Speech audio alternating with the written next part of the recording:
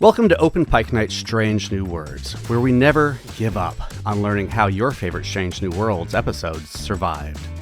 I am Cameron, acting as host today because John suddenly shouted at me to take the con and then grabbed some wires, effectively knocking himself out. And then Jesse said he had to go outside to take care of something and put on a spacesuit and hasn't returned. I'm sure he's fine. Which leaves just me to welcome back one of our favorite writers and guests, the man who once made our beloved characters sing and now makes them cry out in anguish, one Bill Wolkoff. Welcome to Open Pike Night. Hello, everybody in the Open Pike audience that I can't see, but you're out there somewhere, I know. Can you hear that? Thousands of people saying hello back. I believe. Now, since it's just me here, I am going to take a little bit of a gratuitous moment. John and Jesse can't stop me to talk to you, Bill. I believe I mentioned this credit of yours when you first came on, which it would be Kipo and the Age of Wonder Beasts, which I watched back then and loved. But my kids were a little young, and just recently I got them to watch it again at a more appropriate age, and they are loving it. I'm remembering how much I love it. So I just want to say again, thank you for that show. It really is something special. And my son did have a very burning question he wanted to ask. What kind of bug is Dave? That's a great question. Dave was mutated from some type of cicada-ish beetle. Okay. I said probably beetle, but cicada, that checks out. He kind of has a mix of both in his genetic mix, and then he goes through his 5 life cycles, and those do, some are more cicada-ish and some are more beetle-ish. That's fair. So he's like the neutrinos of this episode. A lot of science spaced in there, but maybe some plot make believe as well. I'll give you a slight detour into that. Like that, I think it was James Gibson was the board artist who first did Dave's transformation. Okay. And if it was a different board artist, I apologize if I'm improperly crediting a different board artist, but we didn't expect him to transform that many times. It wasn't scripted that way. Oh yeah. And then James just in the boards, I'm sure it was him actually, because he was the first board artist that we had when we were doing the pilot episode, just kept having him transform in that scene over and over again. And then we just built on that with showing him going through each life cycle. I mean, it was glorious. He, and he, in his boards, assigned different some beetle-ish, some cicada-ish qualities in those. So there you go. That's the Star Trek fans. Watch Kipo and the Age of Wonder Beast. You can't watch it on Netflix anymore. Oh. You'll have to get the DVD, which is what I did, so my son could watch it. I know. I think I looked like 2 weeks after they took it off. I was like, no. But the DVD is out there. Yes, you can find it. It's an amazing show that makes you feel the feels all the way through, just like this episode we're talking about tonight. Bill, I'll wait a little bit to gush effusively. Let's just start maybe with the seeds of this, with the baby Dave, and how did it grow into Big Dave? Interestingly, this episode started with a completely wildly different idea. Okay. We were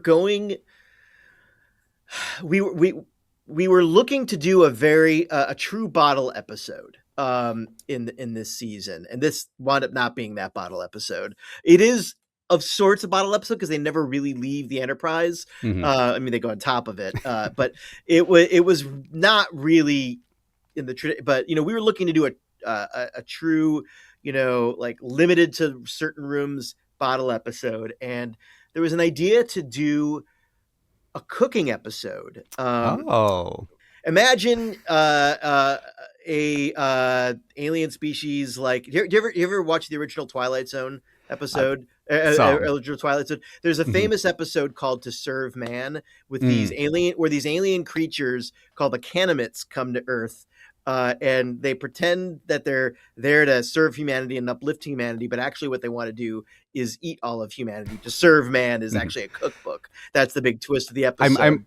I'm more familiar with the Simpsons take on that, but I have at least seen bits and pieces of the original. Yeah. So the idea was kind of like a race of it, maybe even the Canamots. Maybe we take the Canamots from the Twilight Zone, take over the Enterprise, and they're going to eat everybody. And the episode turns into cooking episode where Pike, confined to his quarters with the whole crew, has to cook to save the entire crew's life and use our Alpha Bridge crew as and they're all out of their elements because none of them are cooks. Anyway, so that was the original idea for this episode. We didn't do it. I noticed. We realized, looking down at all of our episodes, we didn't really have a really big traditional science episode where the science is really the problem that they have to solve over the episode. And so kind of Henry came back to me and gave me a challenge and said, and I had been pushing the cooking episode, and he said, well, now you've got to kind of come through with something that is more in the a little more classic Trek, where they have to solve a massive problem. We always call those the competency porn episodes, where it's just watching the crew be good at their jobs. Yes. We knew that we knew that we wanted the episode to center around Chapel and Mbenga, and that was really about it. And I went off and I realized we've never really gotten to do a disaster movie episode. And I thought, how cool would that be, to do an episode where some massive, cosmic phenomenon has our crew in trouble. And so I really wanted to have Enterprise get taken over by some type of, I'm just going to, this is what I was thinking at the time, cosmic tidal wave. I was thinking Poseidon Adventure, but it had to be real. It had to come out of reality. And I couldn't go back to the writer's room without something more than that.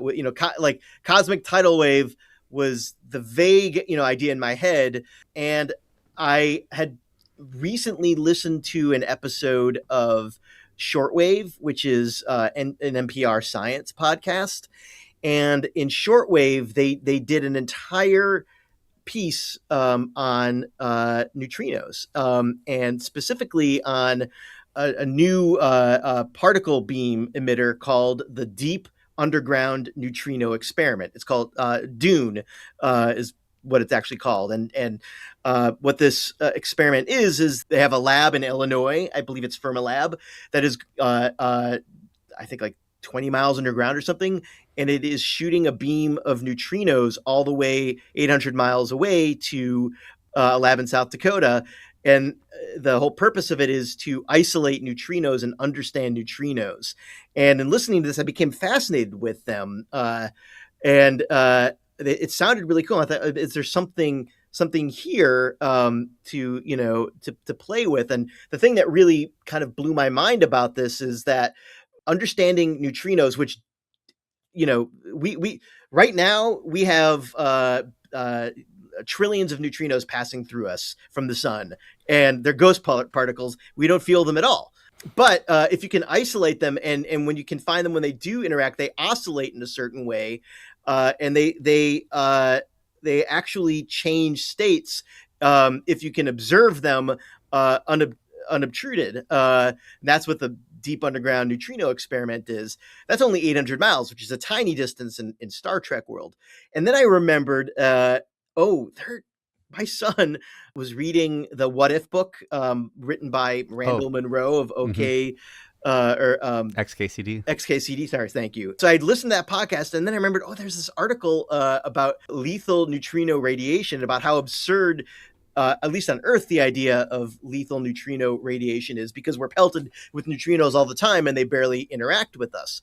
But if you could get to the center of where cosmic neutrinos are being produced, and this is what his article is about. Like, say, if you could get close to a neutron star that had gone supernova, and somehow survive that, which you can't, which is physically impossible, you would still be killed by the neutrinos because you'd be being pelted with so many neutrinos that those would interact with you and those would kill you. If the the heat of the actual supernova didn't do it.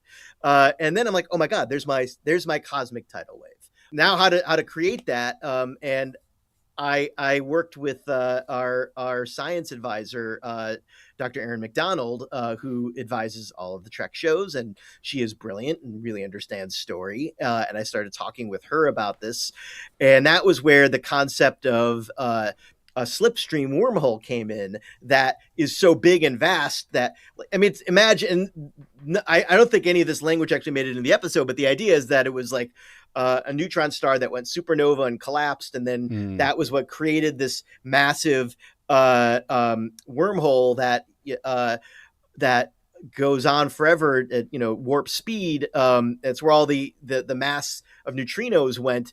And it has a slipstream effect that pulls things into it. If you get too close to it and you don't notice it, there's the ghost particles part. And that's where that was how we made our slipstream wormhole, which became our space tidal wave that the Enterprise gets trapped inside of.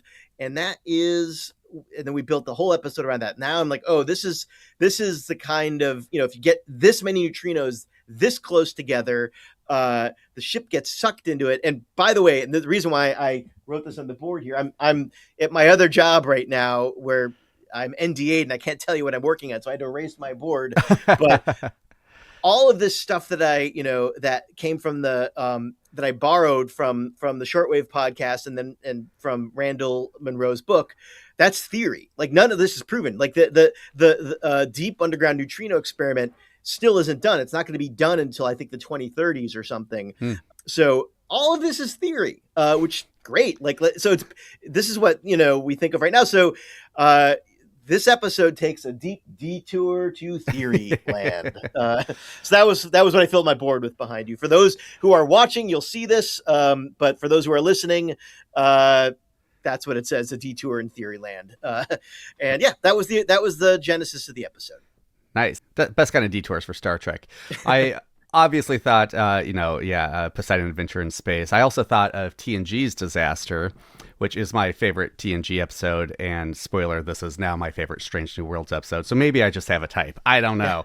But two other things I noticed, let's kind of back out a little bit, is by now, 6 episodes into Strange New Worlds Season 4, I'm seeing a pattern. I'm seeing some themes for this season, Bill, and I want you to kind of comment on them. One, it seems the Alpha crew is constantly wanting time off. Is there, were the writer's room, was that being overworked? What's going on here, Bill? Why everyone feeling overworked on the Enterprise? It is, I mean, sure, there are certainly parallels. We did, pressures definitely ratcheted up as we were making season 4. And we did have to make season 4 for a little bit less money than we made previous seasons because we did them so successfully. It's the classic TV conundrum. Like, when you do deliver a show on time and on budget, they're like, great, now do the next season for less money because you're so good at that. So yeah, that definitely put a lot of pressure on us. And that was why, I was pitching a cooking episode. I'm like, how are we going to save money on this show? Well, I guess we got Pikes. Anyways, and this wound up not being the episode where we saved money. Sorry. But that was, we were definitely feeling that. And perhaps that came through a little bit. And also just using Poseidon Adventure as a touchstone, like, it is the contrast of, you're on this ship on New Year's Eve, and there's this massive disaster coming towards you. And we have, I would say Kat and Kirsten are probably the two most well-versed on every aspect of Trek. I always thought I was pretty good until I got in this writer's room, and, realized how little I actually knew.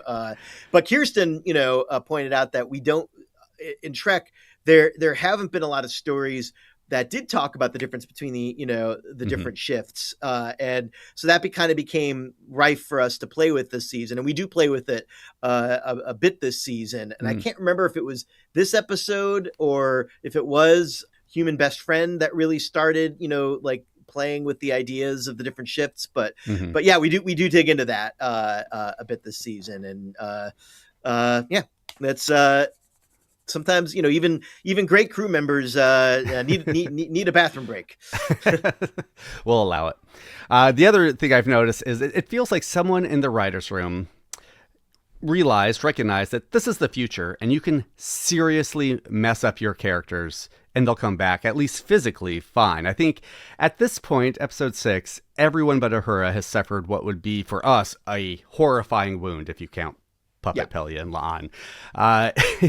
Who was this? Why the sudden bloodlust? Robbie said Akiva has some bloodlust. Is it Akiva? Blink twice if it's Akiva. Akiva definitely, it can be. He can see long term, like who are we gonna, but for this episode, I mean, when you're gonna do a disaster episode, everything, and we really did, Akiva was a great, North Star for this, in pointing us towards like you have to be scared every second. It was a great reminder. Like I rewatched the Poseidon Adventure. I also rewatched Disaster, and Towering Inferno. I watched a lot of disaster movies to prepare for writing this episode. And everything goes wrong at every second. Your crew is in deep trouble every second. And it's even more satisfying when they're really good at their jobs and still things go wrong.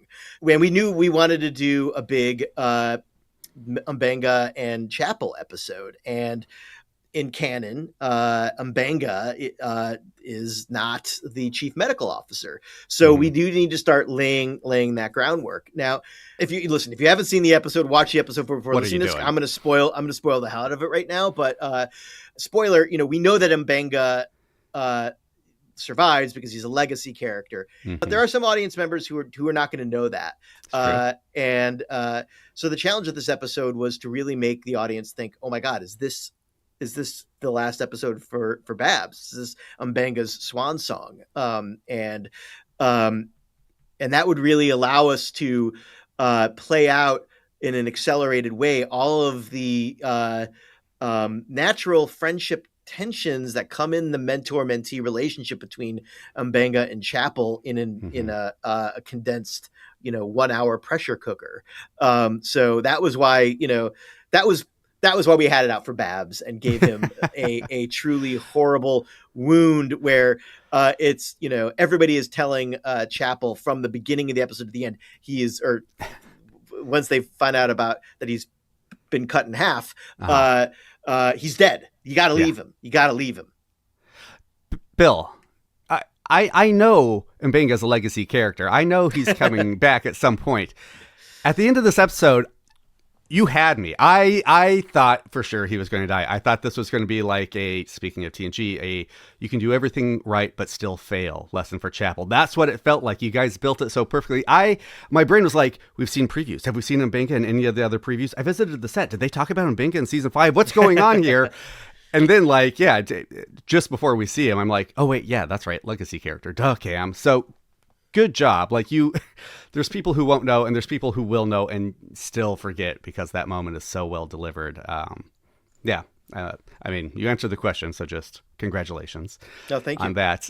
The other part of the M'Benga thing, I think, is the graphic that the medical scan that Chapel keeps looking at. Like, that had to work so well to kind of put in our head what is happening over there under that desk. Like, did you guys go back and forth on that image a lot? Was that Timothy Peele? The brilliant Timothy Peele. Well, we had some trouble with that graphic because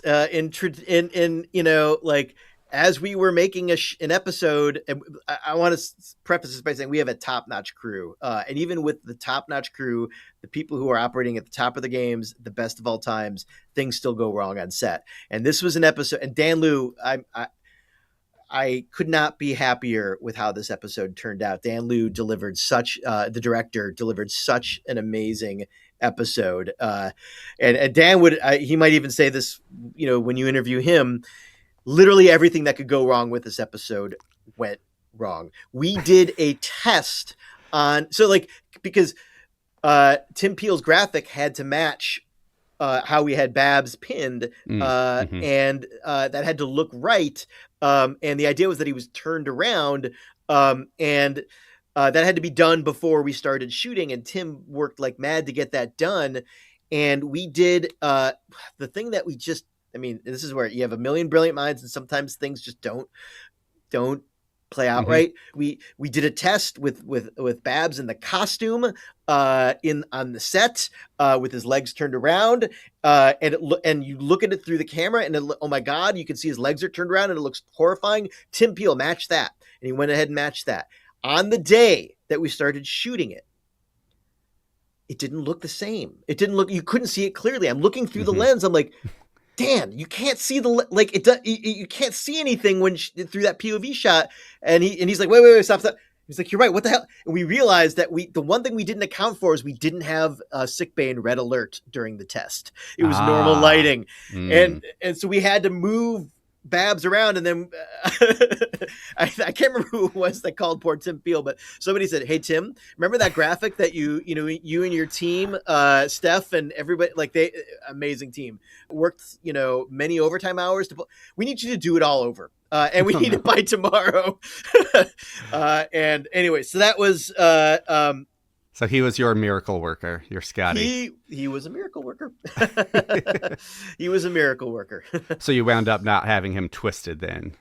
Yeah, you had exactly. To go just severed. Okay, as you were talking, I was like, is that what it was? I didn't remember. Okay, interesting.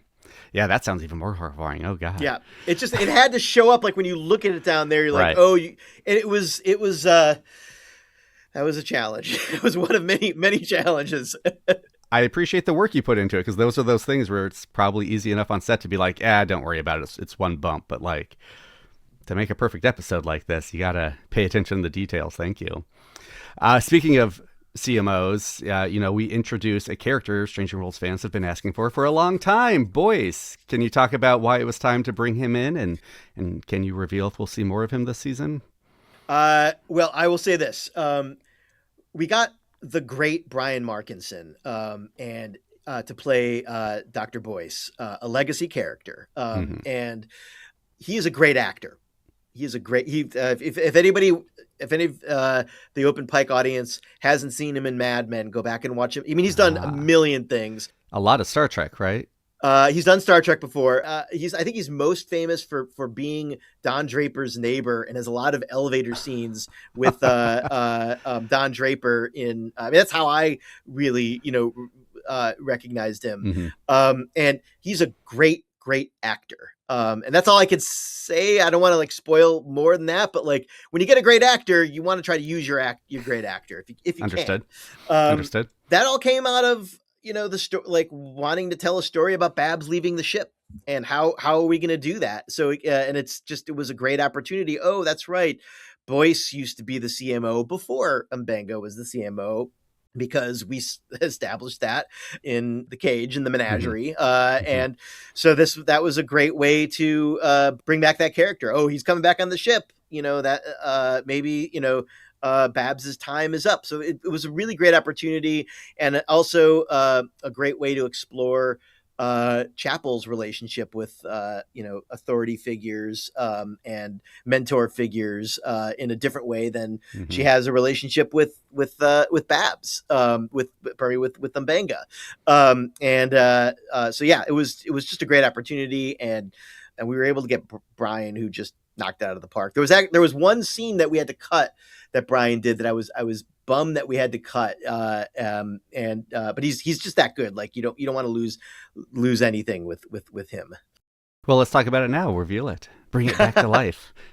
Well, in the tradition of things not going right on set, we had, and I'm a little sad that the scene didn't work out, because Jess also did such a great job on it. After power comes back to the Enterprise, and she turns and she sees that the strong force neutrinos have interacted with it and have performed surgery and sewn Mbenga back together. Now she has to restart his heart, but she's just been and the scene that you didn't see is Power just comes back on, and she's just been in this room wrapped in Mylar that's almost 400 below, pushed to her limits out of adrenaline, and she's holding up the paddles, and she just collapses to the ground and can't move, and she's just stuck there. And you see her, and it was true. It really milked the idea that, oh my God, we're going to kill Babs because she's this close to finish. And this is the easy part. Mm-hmm. She can do CPR, and she can't because she's just been pushed to her physical limit, and she's just on the ground shuddering, and she can't move to him. And Jess did such a great job. The problem was we had problems with her headpiece, and her mask kept coming off during the scene, and the thing kept coming down over her head and blocking her, if I remember correctly. Maybe Dan would remember even that, and issues with ice on the walls. It just didn't match, and we wound up not. I think that's why we weren't able to use it. And then at the end of it, you think, oh my God, this is really it. Mbenga's gonna die. Boyce then comes in and he lifts her up. He says, we got it from here, and it's just with a look to her, he indicates you were right, actually. And we're able to save him. So it was just this nice, brief little last moment with Brian Markinson. But for production issues, we could not quite get that scene the way we shot it, but it didn't match up with the quality of because of the production issues that went wrong. Yeah. It was just one of those episodes where, so that one, sadly, I think I do think it would have made for an even more traumatic moment at the end. But, imagine that in your heads, audience. I got chills hearing you talk about it. So thank you for that. And I could definitely see how it would go a long way for his character, add a little redemption for him. But at the same time, what's on screen works really well, too. So can't complain too much. I love the use of the chronometer in this episode. It had me guessing the whole time for a lot of it. I was like, are they just going to kill everyone off? And then it's time travel going to bring them back. That better not happen. It didn't. In fact, you kind of wait till the midpoint to reveal what the chronometer is counting down to. I love that. Was that technique, that's the use of it on screen, always in the script, or was that something Dan brought? That was by intention. That was in the script. And we wanted this not only to be a disaster episode, but we do make this is out of all of the episodes that we've seen so far, this and episode 1 are probably the most traditional Star Trek episodes, but we do take a formal leap with this episode, and we do a true real-time episode. I was going to ask, I didn't watch it with the stopwatch, but it is real time. Oh, nice. Very nice. And the whole, and that was to make that feel real. We have to put a chronometer in, and it was a kind of cool, device to get you, Cameron, people like you saying, why are we seeing that? And then you realize, oh, this is, there's literally a countdown and everything is happening. And it did become a challenge because we had to write everything truly, chronologically. It's hard to do episodes like that. 24 does it so well, and obviously they have every act out on 24 goes to the clock ticking, and when they transition to different scenes, you see the clock ticking. But we don't have clocks; we have chronometers, as established in the original series, and so we went with the chronometer. Hey, Bill, can you make us a cheap and easy episode of Star Trek? Sure. But what if we did it in real time? Nice work. Thank you. No, that was the formal way to make it it is a little different than Star Trek has done before. And a lot of people won't notice it, but for those that do, it was a lot of fun to get to do that. So were the split frames, were those in the script too, or was that Dan? I started to write them in the script, and then Henry said, dude, stop. Let Dan and let Andrew take care of that. They will do, they're editors and don't edit in the script. Right. Sorry. So that was all them that okay. they did, and they did it better than I could have ever written. I have those notes in my interview for Dan, which tune in tomorrow to hear our episode with Dan. Shout out to Andrew Coots, the lead editor for the series, who did this episode and just did that so beautifully. I was able to watch him edit in real time on sets. They would stop shooting a scene and then he'd be immediately editing it. And it's amazing to watch. That's fun, so isn't cool. it? Yeah. So we don't see extended arguments between our characters in Star Trek or Strange New Worlds very often. I mean, to the point where, like, watching the scene with Mbenga and Chapel, I was like, okay, is there some sort of mind control or, like, attitude thing affecting them? Like, are those scenes difficult to write? If for no other reason because you're not used to that cadence between characters? Yes, if we did our job right, that's the scene that really keys the audience in, like, oh, this is going to be their episode. And we tried to pick up on real issues that these two very good friends, and all good friends, like no friendship is perfect, especially when it's a workplace friendship, and a mentorship, that shades everything. So it was hard in the fun way to write that scene because it relied on I had to look back at all of the Chapel Mbenga stories in the past and make sure that I was carrying through the thread of their relationship up to this point. And the scene carries that baggage for people who have seen the show and followed every episode. And if you're more of a casual viewer that is just tuning in, the hope is that you get it, like, enough that, like, oh, that is a that they're friends, and also he's her mentor, and we're starting to see the strains in their relationship when they want different things with their futures. Well, speaking of character moments, there's not a lot of laugh out loud moments in this episode, but Scotty's engineering bit, fantastic. I feel like we've been teased by both Martin and writers alike for a while that there's going to be a gag about a character not understanding Scotty. I never in a million years would have guessed it was the computer, and it's so funny. That was a Martin Quinn improv, and he kind of, like, looked at us for permission, and I'm like, please. That's great. Like, on the day improv? Yes, in the set? Yes. Oh, wow. That's so cool. I love it. Yeah, well, speaking of Scotty, like, the other moment I really like is her assuring that Erica that her new BFF Scotty is going to be okay. It's just like this nice little character moment in the midst of all this, tension building, which, I mean, the script is mostly like raising the stakes, ramping those stakes, and building tension. So finding those little moments that don't necessarily need to be there, but really add a lot. Is that something you, like, come into after you, like, get the plot as tight as possible, or are you going through and adding them and maybe going back and having to cut some out? How do you balance that tone, I guess, is what I'm asking. That is knowing the people that you're writing, and knowing, knowing the Uhura that Celia has brought, and the Scotty that Martin has brought, and finding those little moments, and they're so important.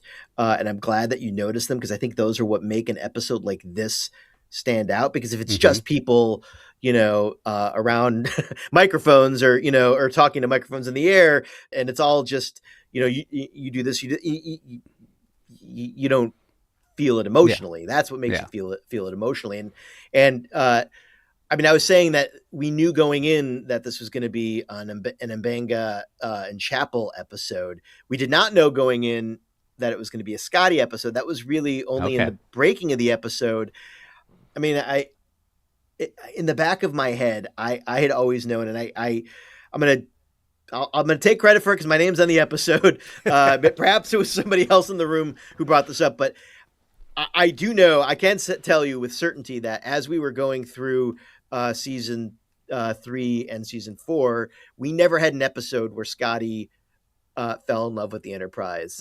And I wanted this to be that episode. This is the episode where he falls in love with the Enterprise. And in order for him to fall in love with the Enterprise, first it's got to burn him worse than he's ever been burned before. And so this episode, and Pelia in this, I mean, she's another great, mentor-mentee relationship, but she really is bringing the spirit of the Enterprise. She's the kind of the voice of the Enterprise in those scenes. And that's the other story. This is the love story, but this is the beginning of Scotty believing in the Enterprise more than any other ship. Yeah, my mind to your mind. My note is, amidst everything, this episode is also a love story between Scotty and his spaceship. And I do love that. And not only that, but, like, in this competency important episode, even the Enterprise gets to rise to the occasion and pulls through for the crew. And I mean, genuinely, like from the moment Babs like screams in the med bay, like I am just on the edge of emotions for the rest of this episode. Even those Scotty scenes, all the Scotty scenes where he's touching the hole, where Pelia tells him to be a miracle worker, like I'm welling up with emotion at those scenes. It works so well. Again, no question. Just how did you do it? I guess. How did you do it, Bill? It's really good. Maybe one question is like so much of this episode does rely on make believe and special effects, sound effects, camera work, editing. Like when it's just Pelia and Scotty like touching a set wall, but it means so much. Like, is there reverence on the set, or is there a little bit of like, is this going to come off silly? There's absolutely reverence on this. I mean, you're asking all the right questions, Okay, and okay. that was, it was hard to do that. I mean, and credit our actor. We have such an amazing cast that they can bring, and we did have pyro in this episode for Martin, to react to, but a lot of it was, just him alone, and talking to, I think Carol. Did Carol come on set for his scenes? It's possible Carol came on set for some of his scenes. I can't remember. And I think he came on set. I don't know if we were able to get their schedules to match up entirely, but there were certain days when they would come on set for each other, which helped through a lot. And we built a bigger, and I'm sure Dan, I don't want to steal all of Dan's good stories, but Dan built an amazing extension of the Jeffries tube. That was so cool getting to be, build to work in that Jeffries tube extension. We had a smaller Jeffries tube that we've been using over and over again. And this episode, we finally built it out more to do those climbing scenes and do all those scenes of him stuck in there. And seeing that, like, I think also being inside of that, like, did something to Martin and really brought, so credit to Jonathan Lee and the entire, construction department, and Justin Craig and everybody who built the that Jeffries tube extension. But that I think that also helped tell Martin's story in a big way too. Mm-hmm. Speaking of Scotty and Pelia, I love that Scotty gives Pelia a Dracula accent. It doesn't make sense, but makes perfect sense at the same time. When he did it last season, was that intended to be a runner, or was this you being like, let's turn that into a runner? That was, Martin picking up on the relationship that he had developed with Pelia along the way, and they knew each other before we see them in our show. So yeah, that was him like picking up on her hard to pin accent exactly, and where, but that's, Lanthanites have lived a long time, lived through a lot of dialects. So there's a lot that's informing how she speaks. Indeed. And speaking of Scotty's pairings, I also love the pairing of him with Asha, like this Uber Vulcan with perhaps the most human crew member of the Enterprise. Was she always going to be paired with him in this episode, or did you kind of try putting her in different situations? Bianca Nugara, who plays Cadet Asha, is great, and this was a chance to really showcase her a little bit. I think she brings a little bit of entitled Zillennial, mix that with Vulcan no nonsense, and you get like an even sharper Vulcan character than we normally have on walking the Enterprise floors. So it felt like a fun pairing to have the two of them together, and she really brought it. I love working with Bianca. She's the best. Loved all the scenes so far. Don't know why she's on the show yet. I'm sure something's coming. By this time last season, you'd already pulled out Gamble's eyes, so I'm definitely left guessing with Asha. Okay, let's get back to the meat of this episode. The table severing Mbenga works so well for so many reasons. Like, it's visceral, it's kind of science fiction also, it's visually, we can kind of basically tell what's going on and like why you can't just move it. It allows Mbenga to kind of still be stoic and upright the whole time. Did you go through any other ideas of ways you can nearly kill him in the med bay, and how did you land on this one specifically?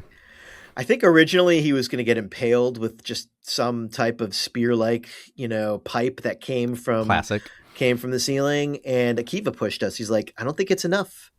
I think he needs something that feels more fatal. And he brought up Subway, which is a classic homicide episode where Vincent D'Onofrio falls into a subway as it goes through, and the subway stops, and it's holding him together. And they're trying to like find, I think it was I can't remember if it was his girlfriend or his wife, but they know he's going to die, and they're trying to get him, like at least his girlfriend or his wife, to come and say goodbye to him before he does. And he doesn't realize he's going to die until like later in the episode. How do you beat that? Like, can't get a subway in the med bay. We can't get a subway, but we have these huge lab tables that we've established, and we know they're pretty heavy, and they've got to like be weighed down by something, so magnetics, and so that was where and it was very much an homage to my hats off to the brilliant writers of that homicide episode. We definitely borrowed and hopefully made different enough to make it our own. But hats off to great. You want to stand on the shoulders of greatness. Indeed, and well, you gave it that kind of Star Trek spin with the mag locks, just the sound effect of that. I don't know. I feel like that's what pushed me over on the visceral, like, ooh. Other than giving us a reason to cheer when Ortegas gets the helm, why did you have Pike knocked out for a good chunk of this episode?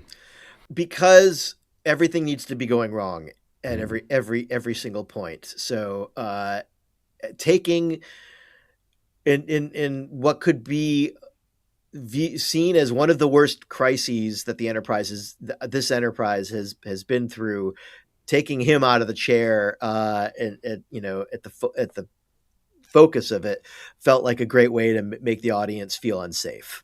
And Anson was very game for that, and we got to put Melissa in the captain's chair when the inertial dampeners are failing and everybody is struggling to like stay on their feet. And by the way, no, we did not have sets that tilted. They were on gimbals. I'm going to ask Dan all about this. Ask Dan. I'll save, but okay. I'll let Dan tell you how he pulled off that magic trick. That was one where when I'm rewatching, I'm like, I've been on that site. I don't think it tilted. How did they pull this off? Well, tune in, audience. Tune in to the great Dan Liu episode where he will tell you all about his solution for making that real and visceral and keeping us feeling very unsafe. You're a natural podcaster, Bill. Speaking of your favorite podcasts, sure, I'll use that transition. Was Chapel asking Mbenga to tell her a joke an Open Pike Night reference? And if not, could you lie to us and tell us it was? It's funny. Yeah, that's I was thinking about that as I was coming here because that is a favorite joke of mine. Okay. And it's one of like. Have you ever seen the documentary The Aristocrats? Of course, yes. Yes. Okay. It's like that kind of a joke where that joke has been told. It's not as insane as The Aristocrats, but that joke about outliving an old turtle has been told in many different ways. I've seen multiple comedians use that joke, and I feel like it says something about mortality and like life, and and I've always wanted to do it in Star Trek, and I did it on here. I did tell it on your podcast. In season one. Familiar. I think it was if Riker and LaForge had brought Picard an old turtle. Oh, that's right. That is right. Okay, we're gonna play that right here now. And he says, "I cannot accept this turtle," and they are horrified. And LeVar says, "But Patrick, why?" And he says, "That's the tragedy of pets. You grow attached to them, and then they go and die on you." The punchline is not that funny, but what it says about it's the telling of it and what it says about us and how we deal with letting go of people, letting go of things that we love, that makes it kind of, to me, a little profound, and that's why I like it so much. And it felt right for, what's the moment when Chapel kills Mbenga, and she does kill Mbenga. She freezes him to heart. death. It stops his heart. And so how is she going to set him at ease? Like, what's the nicest, kindest way that she can let him go out before she opens that door? And it's taking his mind off. It was just taking his mind off of it with something that he finds funny. That my hope was that it also feels a little profound about what she's going through. So that was the idea behind it. And yes, I did tell it here first, so you can take credit for that. Yes, okay, we'll take that as our first, our longest running spoiler. Well, I was also wondering, though, because we heard that originally in Human Best Friend, part of Mbenga's journey was to become a stand-up comic. Was this going to be a callback to that? Had that already been kind of taken out when you wrote it? That informed it too. By the time I got around to writing it, he was a bartender with flair, but I think that probably put it in my head too. He's been working on jokes. Obviously, that's not it. It's just about jokes that people tell now. But I think that might have informed it as well. Well, like you said with the table, there's other ways to maybe kill Babs and Mbenga before you landed on the table, landing on him. What other kind of disaster scenarios did you come up with for the ship? Obviously, we have the gravity in the port galley. We've got the dampening thrusters. What else in the pitch meeting, throwing stuff up on the wall? What other ones did not make it? I mean, I think honestly, the inertial dampeners failing and gravity and the ship starting to tilt almost didn't make it. Our producing director, the great Chris Fisher, called me and he said, dude, this is the bottle episode. Dude, what the hell are you doing? Every single one of these scenes is going to take twice as long to effectively pull this. What? Dude. And I said to him, dude, I hear you. I give me a couple days and I will take half the scenes out that don't need it.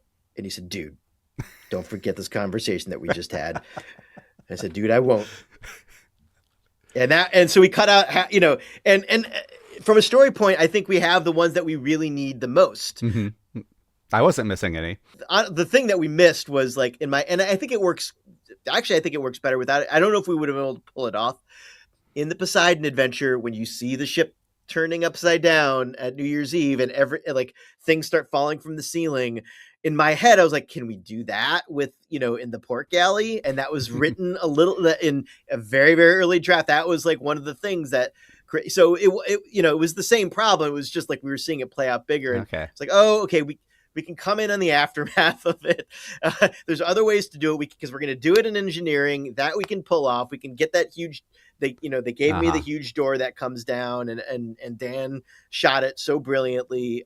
So we got all, you get it all from that, but you don't have the fun party where, things go haywire. I mean, that is a classic scene of Poseidon Adventure. At the same time, watching the gravity sequence in the port galley. Yep. Again, I can't wait to talk to Dan about pulling this off because, one, I can see how it's mostly done in post. It's small practical effects, performance, music, editing, and I thought Poseidon Adventure the whole time. I'm I feel like I'm in the Poseidon Adventure, but with a sci-fi flair to it. Good. That was what we want. So good job. Good job. That was what we want. Well, speaking, of the engineering scene, we definitely see some crew members probably not making it from there. Do you have a casualty count for this episode? Probably 8 or 9, I think. I can't remember how many exactly were down there, but bad. The entire beta shift was, in engineering was.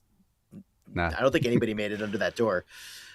But the rest of the ship's okay? Yes, I think everybody else made it out okay. So, I forget what her rank was, but the commander who was going to take over beta shift, what was her name? Rada. Rada. She's okay? She is okay. And in fact, I'm glad you brought her up. Oh. Because she is a legacy character. Oh, is she? Yes. Oh. And I now I am embarrassed. I should have, it wasn't a huge part, but she was in one TOS episode in season 3. Lieutenant Rada. I think she was at commanding level in TOS. I'm so embarrassed. I'm forgetting the name of the TOS episode. Somebody look it up. Somebody look I'll put a clip from it right here. Lieutenant Rada, report to the bridge immediately. What bothers me is the stars, Mr. Spock. The stars. Yes, sir. They're wrong. There we go. There it is. But yeah, when we put in characters who sometimes don't have a lot to do, but we need somebody to do something, and that was just somebody like, don't worry, the ship's in good hands with me. That's essentially her character.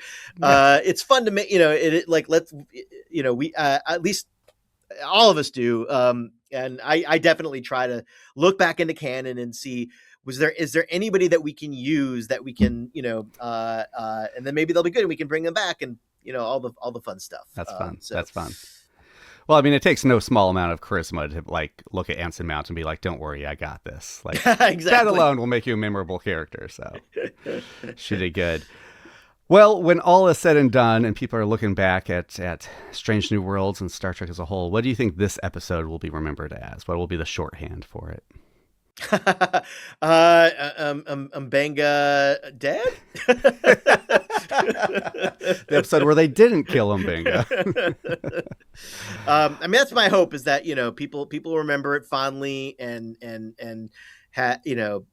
went on this great adventure where we really get to see our crew at their best in the most trying of circumstances, and you hopefully learned a little bit of cool science. And by the way, listen, it's Theoryland. We don't know if in a side of the slipstream wormhole that big there would be particles that would be able to do what they do in this episode, but that is real science. That when you and that's the purpose of Dune, is that when you see all of these neutrinos traveling, and you're able to record them, they will in Theoryland they oscillate and change states of matter, and this is what explains when at the beginning of time, when after the Big Bang happened and there was just as much matter and there was just as much antimatter, why it didn't all cancel each other out. It's because in Theoryland, and Dr. Aaron is probably rolling her eyes. I might not be explaining this exactly right. But in Theoryland, the neutrinos that oscillate and change slightly, that our universe is in a state that tends towards matter. That's why matter exists. So for those who are science oriented and a little science nerdy, hopefully this is the episode where like, oh, that was like they actually based it on that cool thing. And that's where I get my cool space tidal wave that makes me go, for the whole episode. That's what I hope. Do the scientists who work at this place, when they come out, do they have bright blue eyes to work at the Dune? I guess so, because they're underground for a long time. Probably. Did you let Russell Monroe, and I forget the name of the podcast, did you let them know they inspired an episode, or let this be the episode where that comes out? Randall Monroe and the brilliant people at the Shortwave podcast. I'll credit, I think that the scientist that they interviewed, I think her name was Jessica Esquivel. I apologize if I'm mispronouncing that, but they inspired the science behind Off Hour. Nice. So thank you. Thank you. I also thank you. Again, favorite episode. Thank you so much for that, Bill. Anything else I didn't ask? Any other deleted scenes you want to share with the world about this episode? I'm going to credit again Jess Bush. Like, she worked so hard on that scene where she froze to death. She researched what it would mean to actually freeze to death, and she was working on the weekend. She was texting me on the weekend, like, do you want to see this video? Do you want to, texting Dan on the weekend? I'm ready for the scene. It's so good. I'm sorry that the production side didn't, measure up to what she was bringing, but Dan, that was, she was so good in those moments. And there's an alternate universe where that does exist. that scene specifically, I see. Yeah. Well, I mean, but all the other scenes, she is amazing. She is a powerhouse in this episode. She owns this episode. I mean, Babs is too, like the different levels he plays of like grieving himself is amazing. Martin is amazing. Again, like you're saying, playing those scenes by himself, like having to fall in love with the ship inside of this tube. Melissa's great, taking the con and being captain. I mean, again, like Rebecca, I can't wait to ask Dan some of these questions. What it must have been like on set to ask Rebecca, okay, trust us. In post, this is going to be really intense. Right now, though, it's all on you to act like you're being crushed to death as you crawl across the room. Like, that's all on her shoulders. Yep. On set. Like, everyone brings it. Yep. I was going to ask, but I didn't because I know the answer, but I'll just throw it out there. Like, when writing, do you ever go, like, I'm asking too much of these guys? Like, this is too much. Because not yet have they let the scripts down, and you've asked a lot from these actors. We have such a great cast. Like it's and they embrace it with open arms. They take it very seriously. And when we give them a challenge, they come to us a lot and they talk to us and they talk. We talk them through it, and all of them were Anson came to me. He's like, "What? Is this?" Any of this true? Like I said, Anson, I'm telling you, I did my research on this. He's like, I don't know if I fully buy that. I'm like, great. Use that in the scene. I do love those scenes. Like, wait, slow down. It's a great way to shut Chapel down at that moment. Yeah. Like credit to all of them. They take it very, very serious. Anson knew something about neutrinos. Like, they're ghost particles. I know that they're traveling through me right now. How can we do this? And like, I'm telling you, I don't have the Randall Monroe book with me right now, and I don't have the podcast with me, but I did my anyways. So even Ethan, like, just when he spits up blood, like that little moment, like it's timed so well. The look on his face is like both horrifying but heroic because he knows he has the answer and he's trying to get it across. And yeah, it's just good from top to bottom. And the tone, I mean, you talked a little bit about it, but like, again, it's an emotional roller coaster. Like, we're dealing with some dark stuff. You're basically killing him. I mean, Mbanga and Chapel die. Yet it's a fun ride. I have so much fun watching it. And again, maybe that's just me. I love disaster movies and episodes, but like, you manage to keep that fun throughout. Thank you. You mentioned the mind meld. That's another little fun fact of how hard the production was. We were, and this is a real credit to this entire crew, that we're very ambitious, not only for the actors but for the crew, to like pull things off on time and on budget. And in that scene, we had so many moving elements. We had such a huge cast. We had makeup changes. We had smoke coming in. We had doors that had opened at the right place in the right spot. And we had to have this mind meld and time, and literally the clock was ticking. When we're racing to like get things done before the 12 hours are up and we go over budget, and our production manager comes on set. He always shows up like about 20 minutes before it's over. He's like, "Hi, Bill. Hi, Dan. How you doing? We're gonna finish on time." Did you guys put a little chronometer up on the wall and be like, tick tock, tick tock? It's like that. So in this moment, Ethan pulls me aside and says, "Bill, this glove is attached to the spacesuit. I can't take it off. How am I going to mind meld?"